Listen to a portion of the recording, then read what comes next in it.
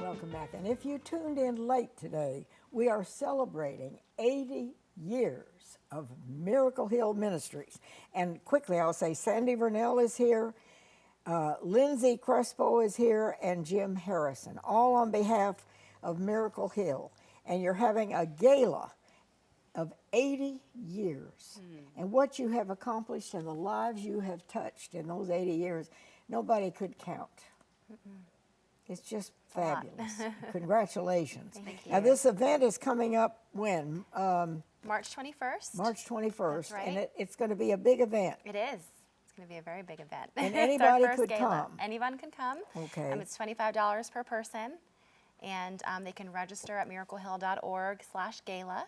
Okay. Or they could just go right on miraclehill.org and they can find the information there. All right. And we have a phone number as well. So it's all a possibility. And it'll be a lovely event, I'm sure. Yes. But beyond that, what you have done and what you plan to do, the needs you have met, nobody could count.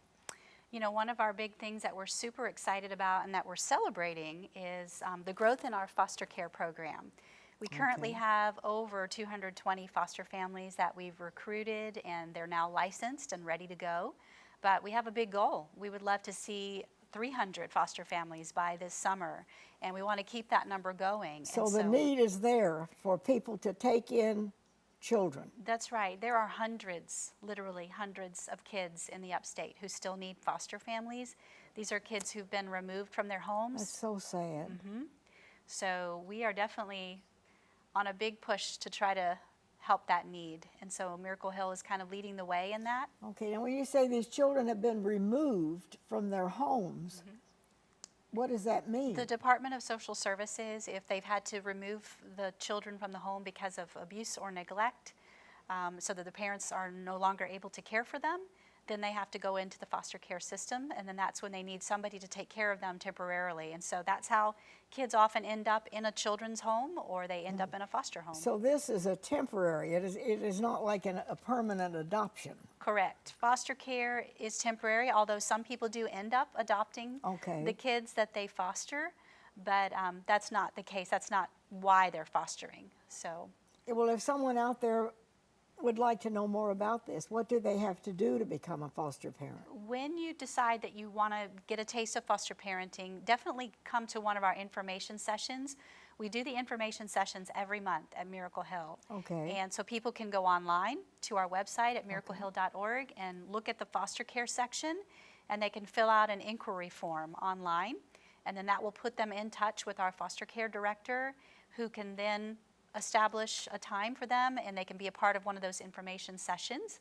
And then they can find out all the information and see what it's really like to be a foster parent. And the good thing about Miracle Hill's foster parent program is that we truly do surround our foster parents. We want them to know that we don't just want you to become a foster parent and then leave you. You're going to be supported throughout the whole process and ongoing. And we even have great partnerships with some local churches who are also helping us to recruit foster parents. Grace Church is one of those. I think this kind of frightens some people. Yeah. You know, they think, oh, I might be able to do that, but I don't know. Well, you know, one of the things that we often hear is people will say, oh, I would just get too attached. You know, I just can't do it. And you know what? Our director always says, no, that's exactly what we want you to do. We want you to get too attached, because these kids need people who are going to love them like they're their own children. So the fact that you would get attached to a child is exactly what you should be doing, because that's the kind of love and the kind of compassion that those children need. What are some of the circumstances that would bring a child into foster care? Well, there could be abuse. There could be just neglect. There could be circumstances in the family that the parents are trying, but they're not able to provide a good, stable environment. So there may be a temporary need for a time for the child to be in foster care. So there's a lot of different reasons that can occur for children to need that. Another area that is really helpful for churches, especially, to get involved, when parents become foster parents, there's they're locked in, so to speak. Because if you're not a foster parent, you can't take those children and babysit for the weekend so the foster parents can go away. So there's an opportunity for people to become what we call respite care, where they can temporarily watch foster children while the foster parents have an opportunity to take a brief vacation or just a couple's weekend. And then there are opportunities for churches to just babysit just for a couple of hours in the evening so that the foster parents have an opportunity to get away. It's a big opportunity for churches to get involved, to rally around the foster parents in their church or in other churches, just to support them, provide a meal, provide clothing for the children, just things of that nature. There's lots of ways to help out as a volunteer outside of becoming a foster parent. And do foster parents get paid to take these children in, or how does that work? I mean, they've got to be cleared that they're okay. That their safety for the child is the first consideration. Yes, ma'am. There is a huge process to become a foster parent. That's what I thought. And there is some support from the state as a foster parent. I can't speak exactly to how much that is, but I can tell you I know that it's not as much as it costs to raise a child. So it is a commitment on the foster parent and on their family. Yeah, you certainly wouldn't get into that for the money you'd No, get out of ma'am. it. You get into it for the love of the children. And there's also support on Miracle Hill side. We offer vouchers to the family so they can shop certain needs for the children. So they get that, with us. They get to shop in our thrift stores and get the items that they need. That's the other thing. I see here, Jim, you've got some nice looking things there that Yes, you ma'am. brought. What did you bring, all Jim? this? Well, we have, Is this a again, I ladies'? brought What is some this? clothing. There's ladies' clothing, men's Ooh, clothing. look. What do you think, Peggy? That's There are some my really goodness. nice clothing available at the thrift store at a very good Wow. price. So it's an awesome way for us to generate funds for the facilities, but So to you have also really offer good nice values. things Yes, in ma'am. these stores. Yes, ma'am. We And I mean, it isn't junk. They're nice. No. And so you're all fixed up. Yeah. So now people can come to the store and shop and buy and know that they're getting something that's nice. And another interesting thing about our thrift stores, and people don't realize this, is that our thrift stores actually hire some of the folks who go through our shelters. So when somebody maybe graduates from our addiction recovery program, they may be needing some employment as they transition back into the community. And so our thrift stores are So you great. give them an opportunity. Exactly. So it's helping not only just the ongoing maintenance of all the programs that we have, but the people who literally come through our doors are getting helped additionally by the thrift How stores. many thrift stores are there? 9. We have 9. 9 stores. And where are they? Are they all here in the upstate? Yep. All Jim, throughout do the you know upstate. all the locations? Most Well, you of don't them have are to name most of them them all, are here in Greenville, but We they have are what? in the upstate. I said most of them are in the Greenville area, but In they the- are in the in the upstate. Yes, upstate. ma'am. Okay. Malden, Powdersville, Greenville. yeah, Got a few in Greenville. Is it There's one in Easley? Greer. Yep. Yeah. And you take more than just, this is nice, but you take more than just clothing. Yes, ma'am. We'll Yes. take household items, furniture, linens are a big thing. Pretty much anything. If people have excess, Miracle Hill's a great place to take it, and it's used for a great cause. And think about this, this shirt would cost $4.25. This skirt would basically cost $4.25 as well. So if you think about that in terms of what you're spending to get an outfit and then what that does for the organization, that can feed 2 or 3 people basically. Absolutely. Because our food costs are pretty low because we get a lot of donations of food from the Okay. community and food banks. So our food costs stay relatively low because of donations. But think about that. When you are purchasing clothes through the thrift stores, that money is going right back into Miracle Hill. It stays in the upstate.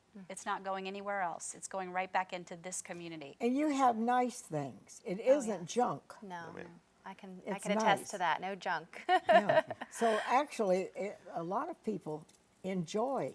Just you never know what little gem you're Yeah. going to find. That's right. Lynsie, what was one of the kind of most fun things you ever found at the thrift store? She's an amazing thrift store shopper, I have to say. Yeah, I mean, a lot of name brand stuff, which is great because you don't want to spend $100 and something on a shirt. You'd rather spend I wouldn't 10. think so, no. And I'd rather just have a bunch of items that I can say not only can I clothe myself and look similar to someone else, but it's also helping so many people at the same time. And I've done a lot of the blogging side and shown people like, hey, you can get all this at Miracle Hill, and do you know that you just fed a couple people wearing it? And I feel like that's the important part, and the part that sticks out above the rest of the thrift stores out there.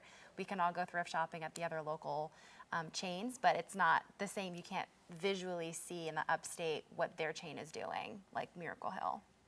Miracle Hill is celebrating. We are. You're We're having a really party. celebrating 80 years. That is phenomenal. Yeah. And this event that's coming up, anybody can come? Yep. It's open. We'd love people to come who are actually going to give. Yeah. It's definitely a fundraiser, so It's a when you fundraiser. come, please be prepared to come and make your most generous gift toward the ministry, because it is definitely a night of miracles and Fundraising. And this is going to be the 21st It's the 21st of March. at the Convention Center TD in Convention Greenville. Center in Greenville. Doors, the pre-show starts at 5:30. The celebration begins at 6 p.m. Okay. And it's going to be fun, and you're not going to want to miss and it. we do have the information here, and I'll keep it if you didn't get it. But it would be fun to get a group of friends and just participate. Yes.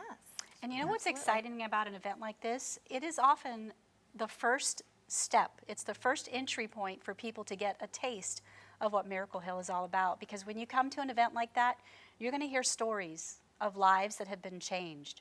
You're going to hear about the history of what's happened through Miracle Hill over the past 8 decades. You know, you're going to hear what our vision is for the future. And we're going to celebrate all of that. All right, give us a little hint. What is your vision for the future? You've accomplished so much in 80 years. Now what is on the agenda? Well, I can tell you that one of the most exciting things that recently has happened is we've hired a vice president of collaboration and engagement. And the reason for that is we've had so many churches that have stepped up, and other groups that have said, we want to partner with you at a deeper level. We want to get more deeply involved, because you're out there in the trenches doing this work. You're working with people who are in great need. You're doing it well. So how can we come alongside you and partner with you? And so we've had people asking, we've had church groups asking for that. And so this new vice president is actually going to be developing those partnerships.